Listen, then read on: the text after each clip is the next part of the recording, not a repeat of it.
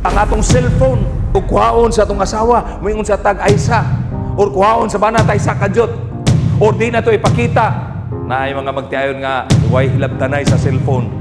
Imong asawa moabli, ang bana moabli, walay ka ba? Meaning to say, wala kay tinaguan bisan gamay. Kaya ang tinuod nga gugma, 100% imong ihatag ngadto sa imong spouse. Walay bilin nga sekreto bisan gamay.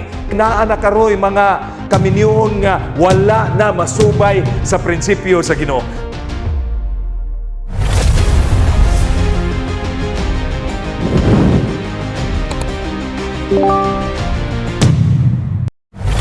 Ang atong suhito mao God's design for a better marriage. Congratulations sa mga bagong gikasal. Congratulations po sa mga naminyo o katupong gaplano nga magminyo o ngadto sa atong mga batanon. I hope and I'm sure nga kining atong topic karon nga gabi makatabang nato ni ingon nga mabat na nato ang usa ka malipayon nga kaminyoon. Kining nga gabi ang una nato nga teksto nga ato nga sentro sa atong pagtuon makita diha sa Genesis chapter 2 verse 24 ug sa Matthew chapter 19 verse 6 nag-ingon ang pulong sa atong Ginoo. Therefore a man shall leave his father and his mother and hold fast to his wife, and they shall become one flesh. Therefore what God hath joined together, let no man put asunder.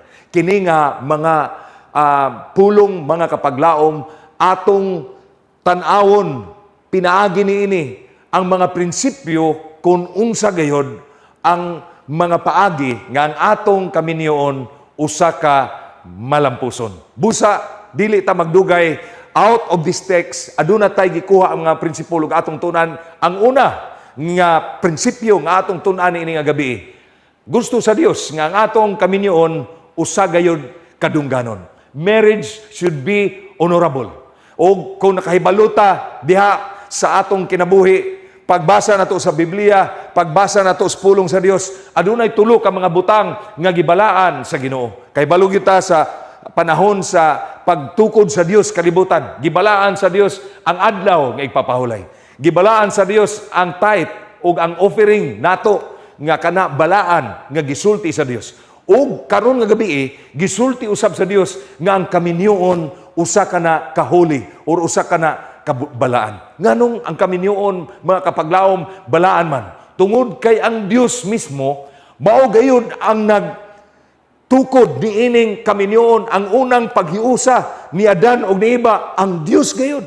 Mao'y una nga panalangin niining duha ka mga binuhat. Ug sa New Testament, sa bagong tugon, ang Dios usab ang unang miracle nga iyang gibuhat didto niya gibuhat sa kasal didto sa Cana. Nakaadto mi didto year 2017 didto gyud sa Church of Cana. Dili na gyud to mao ang original kay tuwa man gamay sa ubos ang original, pero nalipay kay ko didto akong nakita nga pagkanindot naa didto mga jars when Jesus Christ kining performed his miracle.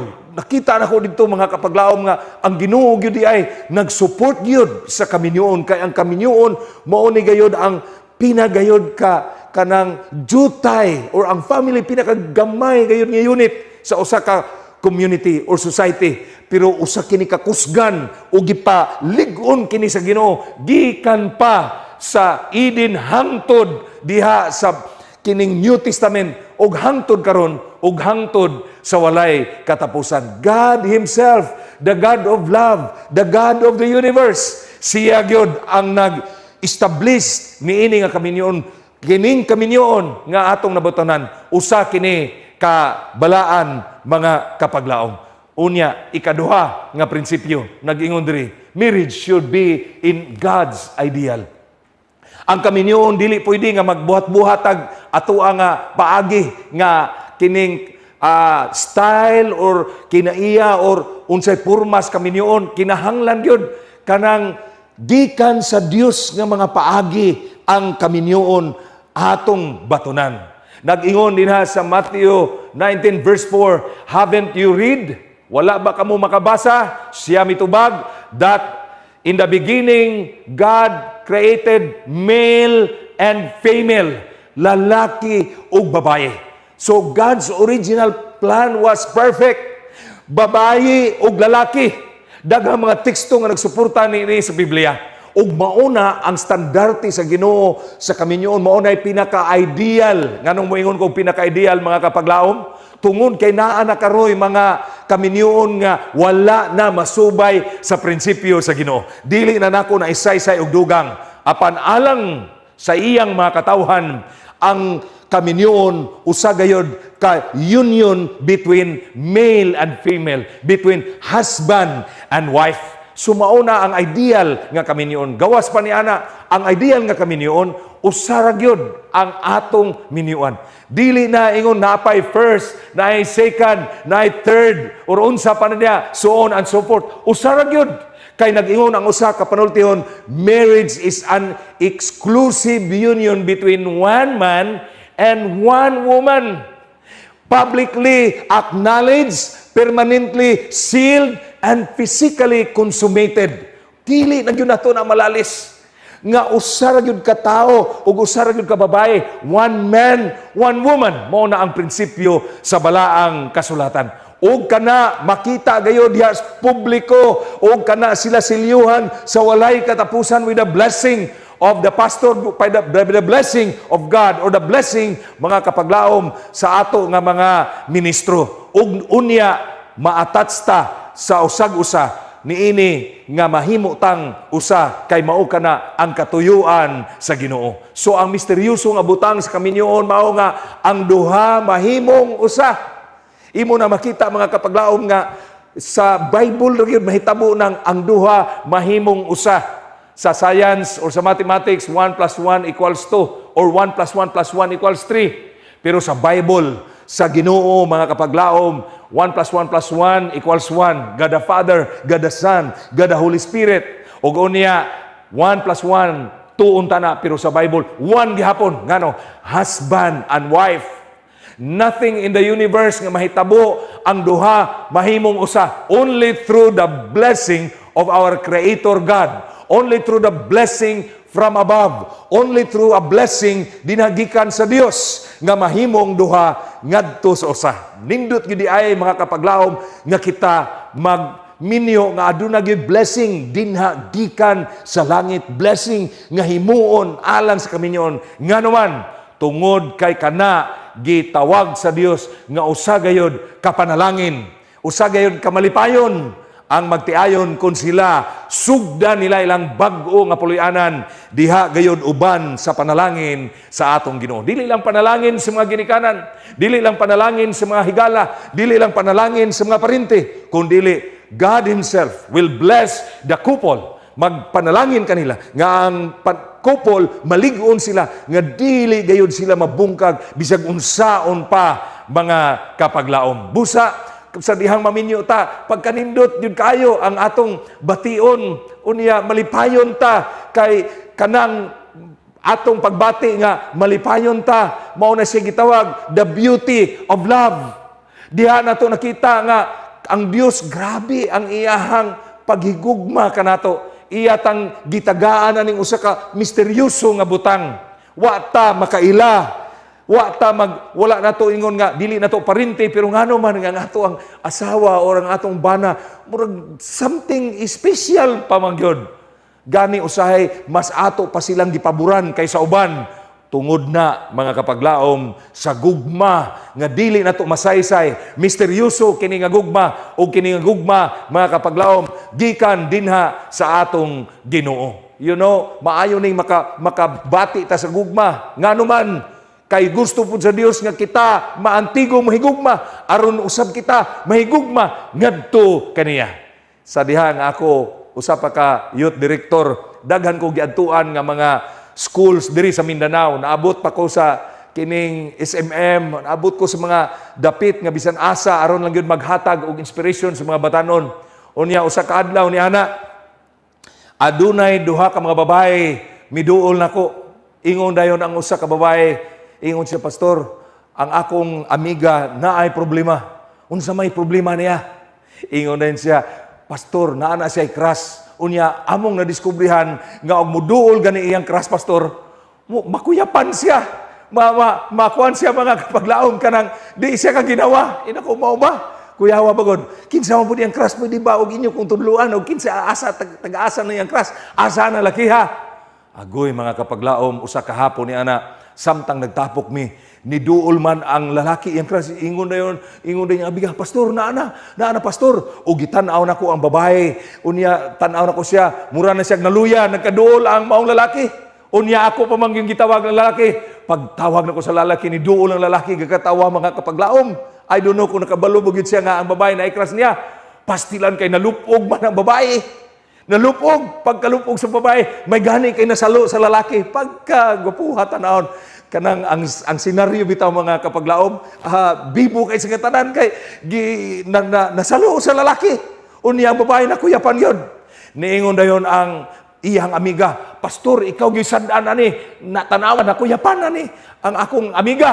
Ingon din ko nga, ayaw ka balaka, kay sumala sa science, walay namatay, anang muutong, kay muutong man daw to, basta kay naa, muduol na kay, di lagi siya kasabot, siya gibati. Dayon, ang lalaki, mga kapaglaom, pretty niyang katawa, ingon niyang amiga, hawa na diha, kay para nga makaginawa siya. Inako, pasagdii lang na sila, kay taod-taod, maulian na lagi na, kay walay namatay, anang utong, busa mga kapaglaom, taon-taon orang mo mumata ang maong babae pero nagpakuyap-kuyap na lang yun siya. Kay grabe ginya kaulaw kay ang iyahang crush sa lalaki. Grabe kahilabihan makaingon ta mga kapaglaom nga unsa man gid ay klase nga gugma. Pero atong makita din na nga kining gugma di ay dili lang ni pagbati kundi ang gugma kini kinahanglan giyahan sa mga prinsipyo nga ang prinsipyo diha gikan sa Ginoo mao'y maghatag kanato giya sa usa ka malipayon nga kaminion. Ikatulo nga mga prinsipyo out of the text, marriage should be exciting. Mangutana ko ninyo karong gabi. Exciting ba ang inyong kaminion? Exciting ba ang akong kaminion? Kung mauna ang gusto sa Dios nga exciting atong kaminion, ang pangutana, daghan bang na-excite nga sila naminyo na?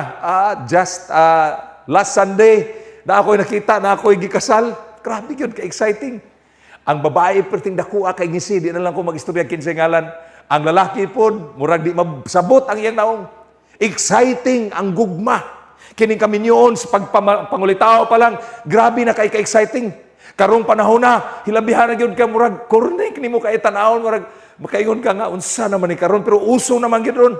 Ang babae magpa-cute-cute po, nung laki magdalagbulak. Unya panahon nga mag-propose na ang lalaki.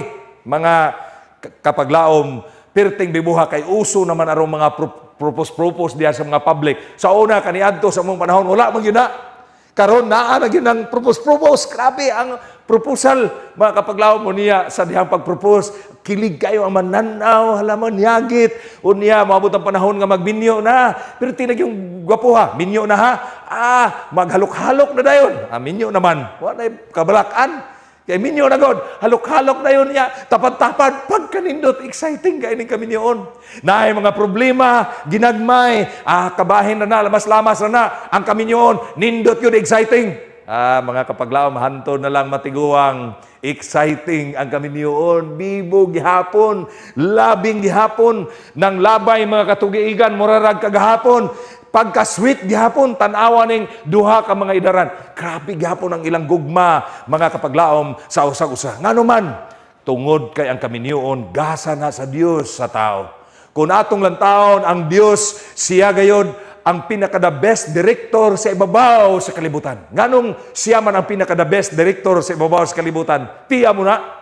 Iyang giabot si Adan ug si Iba nga thrilling kay sa nga tanan, naapay pa kanang mga intermission, gibuhat sa Dios ang langit ug ang yuta in 6 days. Unya gibuhat sa Dios una si Adan.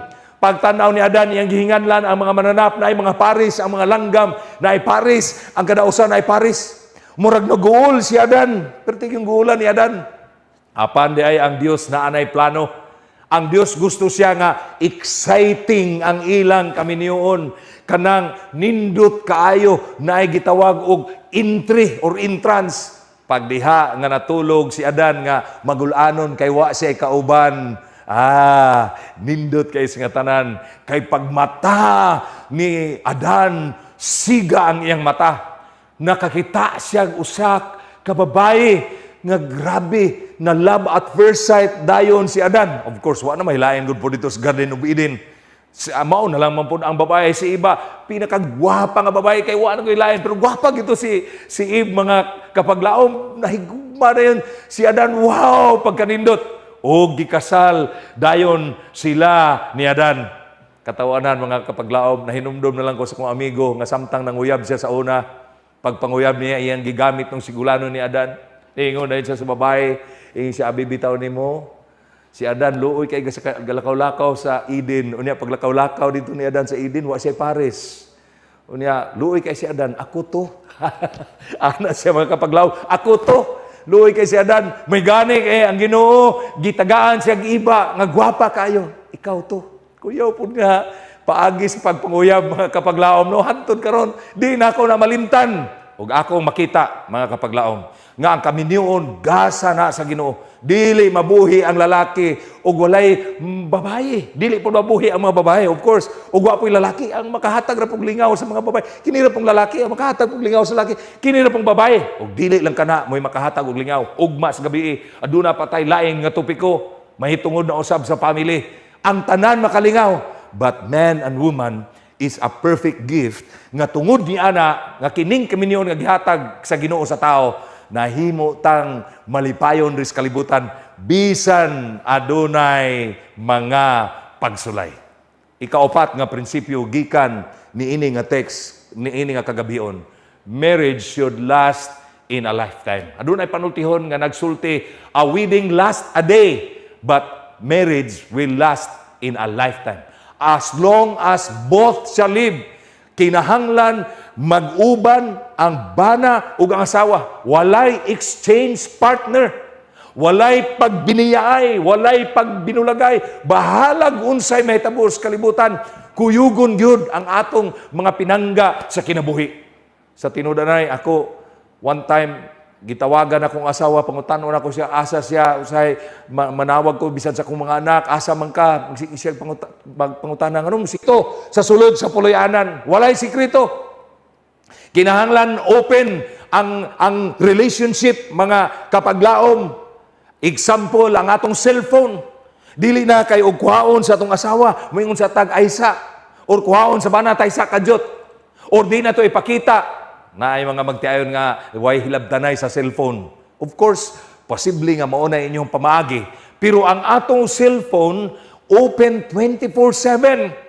Nga ang imong asawa mo abli, ang bana mo abli, walay ka ba? Meaning to say, wala kay tinaguan bisan gamay. Kaya ang tinuod nga gugma, 100% imong ihatag ngadto sa imong spouse. Walay bilin nga sekreto bisan gamay. Kay ngano man, kana nga kaminyoon, gitanaw nga magmalampuson. Ikaduha, kanang tulo kaar, romance, responsibility, and respect. Ang pagrespeto, ang atong responsibilidad nga mo trabaho, mo pakaon sa pamilya, o kanang gitawag na to, romance, kinahanglan na ang paglabing-labing sa bana o sa asawa. Mauna ang nakanindot sa kaminyoon, bisan kabusta, kung naa ng tulo kaar, romance, responsibility, and respect, pagkanindot sa kaminyoon. Dili lang kana, dungagan pa nato ikatulo, communicate with love. Ang pag-istorya uban sa gugma. Ayaw gyud yung istoryahay ang inyong kapikas kinabuhi anang mga bad words, kanang bugok man ka, kanang buang ka, or moingon ta nga abnormal kay kana mga kapaglaom, di na nila malimtan hantod-hantod. Delikado, ayaw pagsulti ana. Bisag unsa na nimo kasuko, love your wife. Kami human sa among kasal, naglalis mi sa kong asawa, nagdantugi mi kay gusto siya nga siya mo'y magkupot sa paalap nga kwarta ka nang pabalon. Ingon siya si Pastor Perez ang iyahang gisulti nga ang asawa gyud mo'y treasurer sa balay. Ingon po dahin ko nga sunod na lang karon dako man mig utang pagkasal na to, ako lang sa imong gunit. Naglalis nami, nag-away ming duha, hangtod mga kapaglaom, nihilak siya, nihilak po ko, gilabay na lang namong kwarta. Kaysa kung una-una, wa para bagyo ko ka, dulog ani, unya paghuman, mag-away naming duha, ako siyang gigakos, bahala na ng kwarta diha. Pero amo ra po itong gipunit pagkahuman mga kaigsuunan. Communicate with love always. Kay ngano, wala na, no return, no exchange mga kapaglaom. Sunod, forgive and forget. Ang mga babae, dali ra na sila makapasaylo na sila, pero dili na sila makalimot. Ang mga lalaki, makalimot na sila, pero lisod magpasaylo. No? Usay makahinumdum pa ang mga babae, ug dili maayo nga balik-balikon ang sayop sa nanglabay mga katuigan. Kay maghatod na ngadto sa dugang nga conflict sa sulod sa pulianan. Forgive and forget. Pagpasaylo, wala pa lang na sa diksyonary ng forgive, wala pa lang na sa Ginoo hatag nang gitawag og pagpasaylo. Unsa kay mahitabo sa tong kalibutan? Wala tay kalinaw, but forgive and forget. Og last, pray for each other. Pag-ampo sa matag usa, ihabit na sa sulod sa puloyanan. Kay kung ato nang himuon, mga kapaglaom, mag-ampo ang bana, mag-ampo ang asawa, pagkanindot, ampuan ta sa asawa sa di pamulakaw, iampo ta sa bana, ang kaminyoon mulungtad, kay kung ang Dios naa sa tunga sa atong kaminyoon, wala tay angay kabalakan, kay ang Ginoo magiya diha sa atong kaminyoon, ug malipayon kita sa ato ang pag-alagad sa Ginoo. Dunay mga batan-on dito sa usa ka kananan sa Jollibee, ug samtang dito sila taod-taod adunay duha ka couple misulod, puro na mga tigulang. Pagkatiguan gyud pero pagka-sweet nilang duha. Giablihan sa bana ang asawa samtang nagsulod, dugay kay makasulod sa purtahan. Pero sige lang giagak sa bana, gipalingkod pagka-jintol sa bana. Kung imong lang taon ang ilang mga edad na ana sa mga 80, 90, pero sweet gihapon silang duha. Sweet gihapon silang duha. O samtang nag-order silang pagkaon, mga kapaglaom, samtang nagkaon ang asawa, ang bana gatanaw gayud sa iyang asawa. Hikap-hikapon sa bana ang nawong siyang asawa. Ang usas mga batan-on maingon nga, basin wala sila'y kwarta. Basin gamay ra ang ilang kwarta, mauna ang ilang gipalit. Gamay ra unya usara pud kabuk ilang gipalit. Giduol sa usa ka batan-on ug miduol siya. Giingnan-tay, nay, mupalit kog dugang nay kay usa ra man inyong gipalit basig kulang ni ninyo kay gatanaw ra man kag nanay gakauntay. Palitan mo na mo tay. Ingon ang maong lalaki nga tiguang. Ingon siya, doy, salamat kay doy. Pero usa ra gyud among gipalit doy kay kami sa imong nanay sweet gyud kayo gikan pa sa unahantod karon. Unya gawas pa doy. Ingon ang batanon nganong sige kag tan-aw ni nanay samtang nag-usap sa iyang gikaon. Ingon dayon ang tatay siya, gawas pa doy, akong gihulat ang pustiso sa imong nanay kay human niya kaon, ako na po'y mupuli. Pagkanindot sa magtiayon mga kapaglaom. Kung imong lantawon, ang pagkasweet, wala gihapon nawala. Mauna ang nindot kaayo nga kaminyoon. Mauna ang atong kaminyoon, unta ang dagway, mauna ang ideal, mauna ang gitawag og design sa Ginoo kanato nga hangtod matiguang ta. Bahalag mamatay. Kay sunod na pagkatiguang patay naman gid na. Bahalag mamatay, pero taas ang mga panahon nga kita malipayon nag-uban sa atong minahal sa kinabuhi. Wow, pagkanindot. I praise God nga naa ang kaminyoon hangtod nga ang Dios mo padayag niining kalibutan. Katapusan nga prinsipyo diha sa balaang kasulatan, nag-ingon diha, a married couple should invite Jesus Christ in your life. There is no perfect marriage, but invite Him and you will have a perfect home. Amen? Pagkanindot mga kapaglaom, kung asa man ikaw karon, naaba ka sa gawas sa Pilipinas, niaba ka sa Mindanao, asa man ka nahimutang.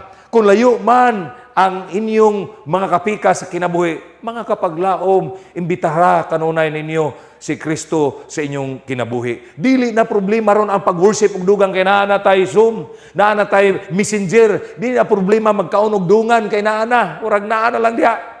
Invite Jesus in your family by prayer, by having worship, by listening to the words of God, mga prinsipyo din na sa balaang kasulatan, ug ang atong kaminyoon mahimong malampuson. Mauna ang disenyo sa Dios sa usa ka maayo nga kaminyoon sa atong kinabuhi. Sa katapusan mga kapaglaom, aduna ko'y love story nga ihatag kaninyo.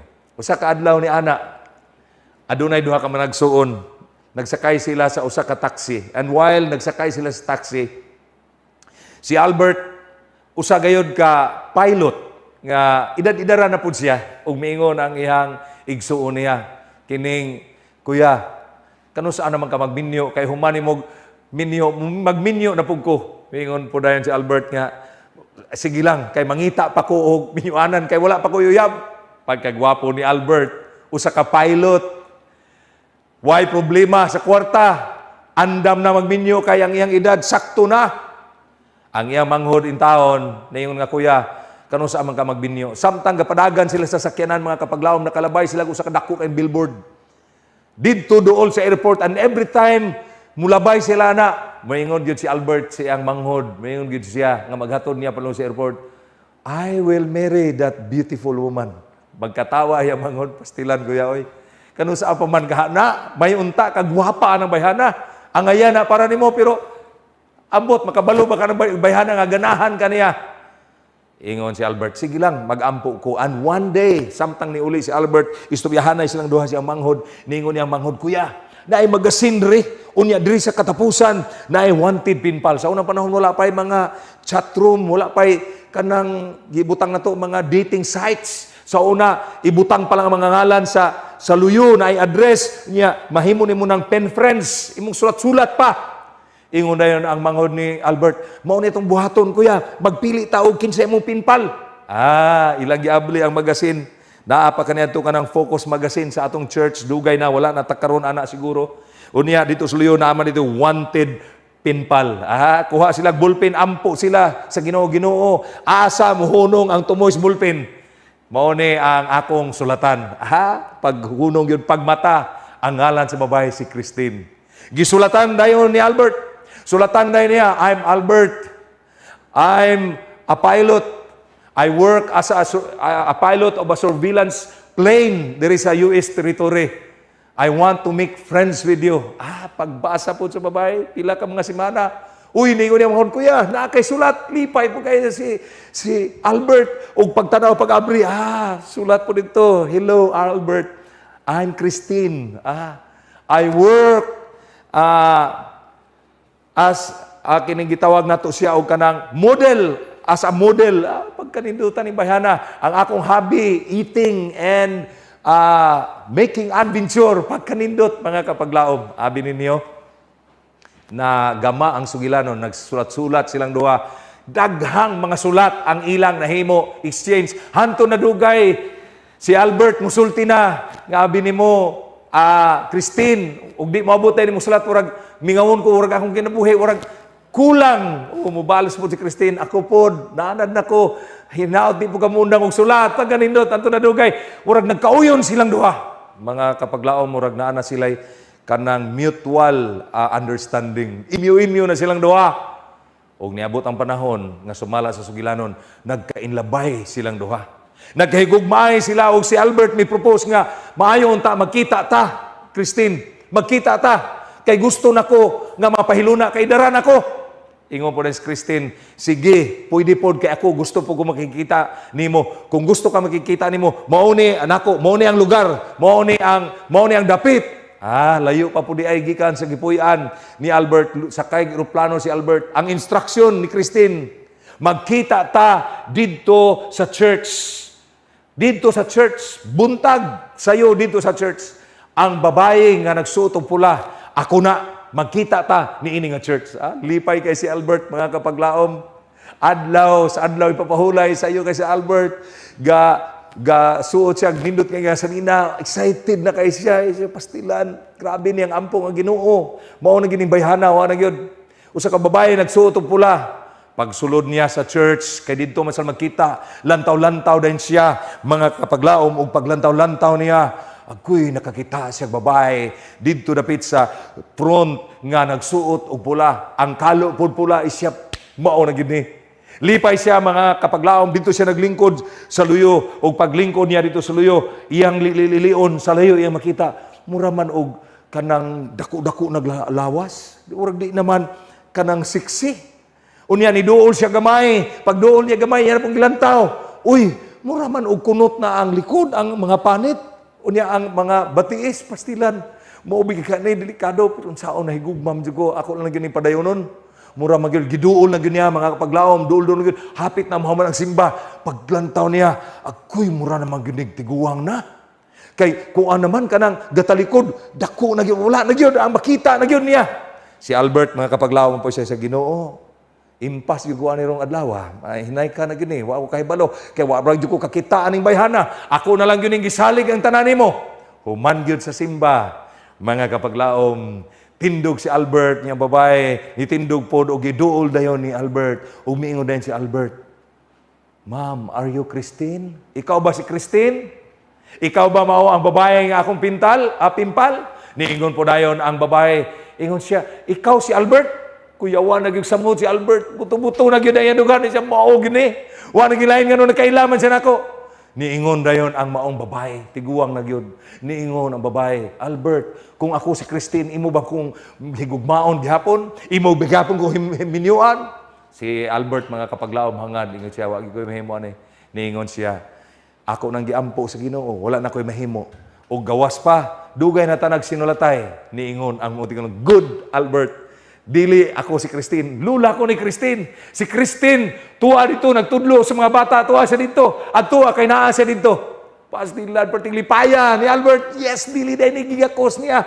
Ang lula ni Christine, perting yung lipaya, dali-dali siya adto dito. O pag adto niya dito, nagkita sila ni Christine gatalikod, tanaw niya. Karong panahon na siksi na kaayo ang likod. Karong panahon na ang pamanits, flawless na kayo niya ang buhok, mga kapaglaom. Nindot na kayo. Kuwapa kay bisag talikod. O miduol dayon si Albert. O si Albert, niingon siya, Christine, ikaw na. Pag atubang ni Christine, siga ang mata ni Albert. Perting siga sa mata ni Albert, mga kapaglaom, nga naman. Kaya ang babae nga nakita niya sa billboard everyday, maugyod ang babae, ug natingala si Albert, ug nangutana siya, murag nakakita na ko nimo. Your face sounds familiar or looks familiar. Mo man ay uso ron. Oh, your face sounds familiar.